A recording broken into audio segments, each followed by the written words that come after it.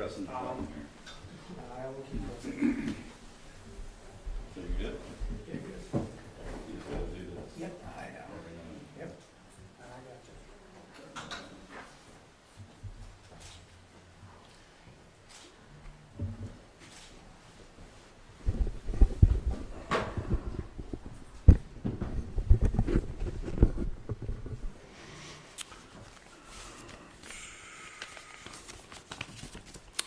Good morning, everyone. Thank you all for being here. I'll be giving a brief statement, and then we'll take some questions. Chief Theetge herself will not be answering questions or making any statements at this time. Yesterday was the 35th anniversary of Terry Theetge's joining the Cincinnati Police Department. She has compiled in those 3.5 decades a literally spotless record of service and dedication to the people of this city.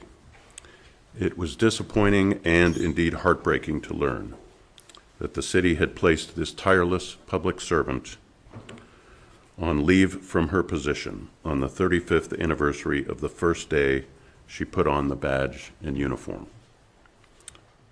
On that day, 35 years ago, she swore to dedicate herself to protect and serve the people of Cincinnati. She considered this a sacred oath, one from which she has never wavered.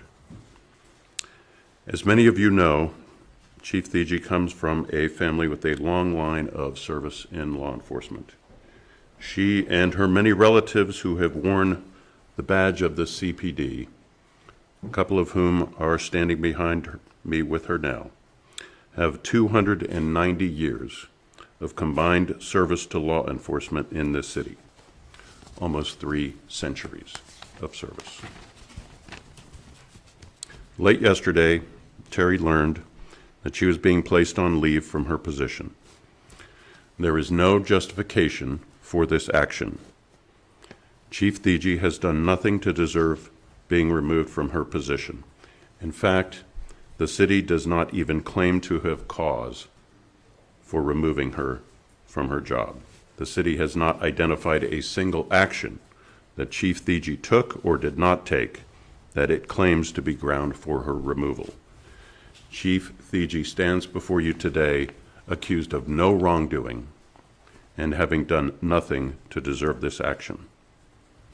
The unfortunate conclusion we have to reach from these facts is that she is being used as a political scapegoat and a political pawn. Terry deserves better than this. Cincinnati deserves better than this. There is no one better qualified or better equipped than Terry Theetge to confront crime in the city of Cincinnati right now. Her experience, her talent, ability, and expertise are needed now more than ever. The loss of her leadership at this critical time is a blow to this city. It has made us less safe, not more safe. If any proof of that is needed, we need look no further than the statements made by the mayor himself over the course of Terry's entire tenure as chief, in which he quite rightly praised her again and again for her dedication, commitment, effectiveness, and innovation. Late last week, Chief Theetge was asked to resign from her position as the chief of police. She was given no reason for that request. She did not initiate discussions about her resignation, and she had no desire to resign. She has no desire to resign. She has no intention of resigning. To the citizens of Cincinnati who are concerned about crime in their city, I say this: you have no more committed law enforcement officer than Terry Theetge. You have no more qualified law enforcement officer than Terry Theetge. You have no more effective law enforcement officer than Terry Theetge. The chief's sincere hope is that the city will rethink this hasty and unlawful decision and reinstate her to her position promptly. The best thing the city can do to address crime right now is to let Terry get back to work. I'll now take a few questions. Does the chief feel blindsided by this? Yes. So let's be clear. You're not negotiating an exit for her. You're negotiating to get her back. That's correct. We would like Terry to get back to work. The city initiated and tried to initiate discussions about an exit. What was the conversation that brought her back from Denver last week during that conference? What was she told? What was she told about? She was just told to come back, and she complied. When they asked her to resign, then what did they say? What were the words that the city manager used? I can't get into that. I'm sorry. So they've now said that they're going to launch an investigation. Talk to me about that investigation. What's it for? How long do they anticipate it's going to take? Who is conducting that investigation? Your guess is as good as mine. This is a situation where a sentence has already been passed on Terry, and now the city is looking to see if they can find a crime that she committed. Why would Terry want to go back to a place where she was summarily dismissed? Because, as I said, she is a dedicated public servant. This is in her blood. It's in her DNA. She wants nothing more than to be a servant and to lead the law enforcement division of the City of Cincinnati. The city is at a crossroads right now when it comes to crime. Why now for the city leaders to do this, considering this just happened 2 days after another shooting at Fountain Square? How would they think this is the best decision to make the city safer? I can't speak for the city, but as I said in my statement, I believe the only conclusion that can be drawn is that they're looking for a scalp. They're looking for a scapegoat. They're looking to, instead of, it's like, don't just stand there, do something. The problem is they're not doing what would be effective. They're not doing what would actually improve the situation. Even the downtown area has, let's face it, the crime has increased in the central business district. The central business district is the heart of Cincinnati. Who else would you go to make things better unless you fire the coach? I think the answer to that is that you let the coach do her job. And I think She's been here for how many years? she's been in her current position approximately 3 years as permanent chief. Isn't 3 years long enough to continue a positive trajectory? The chief was hamstrung by the politicians. What does that mean? What are the specifics of that? What have they told you? What have the politicians or the city manager told the chief to not do that she couldn't do in terms of crime fighting? I'm not at liberty to disclose those right now, but all I can tell you is that the chief had several proposals and several ideas to improve the situation that were vetoed. Can you at least say one of those ideas in 40,000-foot view? I can give you, one of them has to do with the fact that repeat offenders were being released with little or no bond by the judges of the county. And Chief Theetge wanted that changed, obviously. Chief Theetge asked the mayor to engage with the county judges about that And he issue. refused to. That's right. Are you able to talk at all, or should I say, have your office talked at all to the officers on the street still? What's the feeling in the room within the Cincinnati Police Department after this? Chief Theetge has been enormously touched and gratified by the overwhelming wave of support that she's receiving from the rank and file. So let's talk about the city manager. This is her directive. But is that directive really coming from the mayor? I believe it was. Not the city manager? I can't speak for the city. My take on it is that this came from the mayor. How long is her leave? We don't know. What is your intention moving forward if they do in fact fire her from her position? What do you guys foresee that how will you react? I don't like to deal in hypotheticals, but what I can tell you is that if they actually removed Terry from her position, I believe that would be a violation of her constitutional rights. Is there an NDA requested during any negotiations by the city? No. So was the chief just taking direct orders from both the mayor and the city manager instead of doing what she thought would be best to fight crime? I think that that's a fair characterization. So the chief would not sign off on charges in the July brawl. Captain Henney did do that, he signed off on those charges. Do you believe that any of this stems from her not wanting to be party to that? I don't know. So has the chief mentioned anything to you about Henny's leadership, about the fact that Henny has gone from captain directly to acting chief? What kind of confidence does the chief have in this interim chief? The only thing I can say is that the chief does not believe that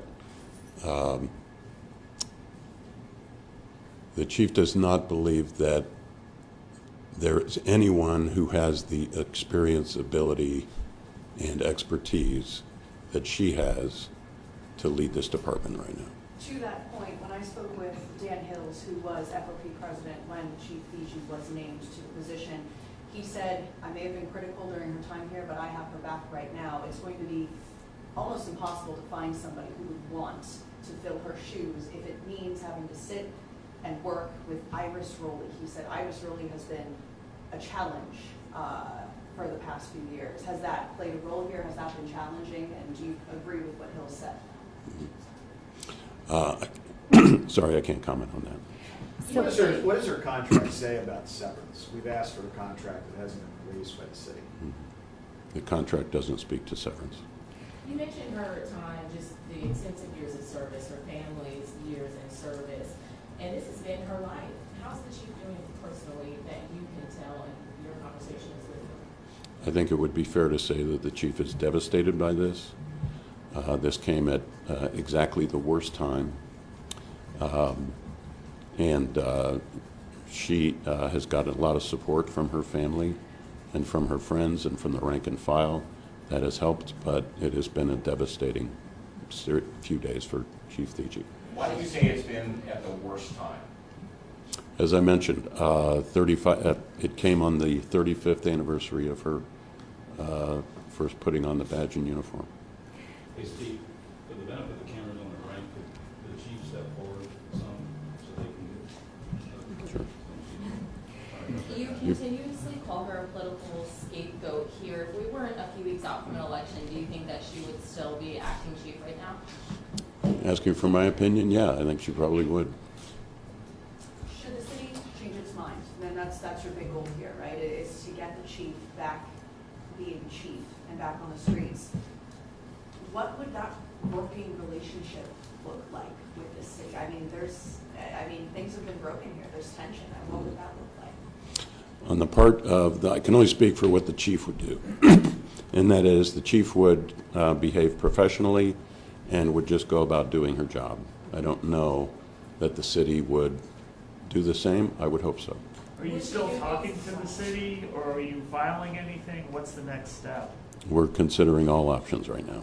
Is her employment status at will? Could they dismiss her without any reason? Does the contract say she has to have a hearing and all of that? Her employment is governed by the city charter, and after 6 months of employment, she can only be removed for cause. So she is not an at-will employee at this point. That's one of the key results of the litigation that we're handling for Chief Mike Washington, the former fire chief, and the courts have established that the chief is not an at-will employee and can only be terminated if there's cause. What are the patterns or parallels you see between this case and the one you just mentioned, who you're representing with Michael Washington? There are a lot of patterns. There are a lot of common denominators. In both instances, you had people with more than 30 years of experience who had devoted their lives to their respective departments and who had worked their way up through the ranks to reach the position of chief. Both of them were